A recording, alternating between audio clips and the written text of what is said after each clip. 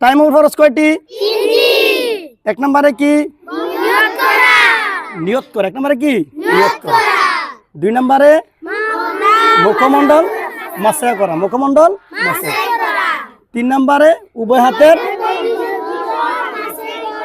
উভয় হাতের কবজি পর্যন্ত মাসা করা। এবার আমরা তায়াম্মুমটা বাস্তবে দেখব। প্রথমে নিয়ত করতে প্রথমে কি করতে হবে? তারপরে বিসমিল্লাহ বলে মাটিতে হাত রাখতে হবে। রাখো, হাত উঠাও। বেশি বালি লাগছে না? এগুলো ফু দিয়ে ফেলে দিতে হবে। শেষ তো? হালকা বালি আছে, ঠিক না? হালকা বালি আছে। এবার প্রথমে মুখমণ্ডল মাসা করবো। কি করবো এভাবে? সবাই মাসা করে হালকা একটা গেল। তারপরে কি উভয় হাতের কবজি পর্যন্ত মাসা করব।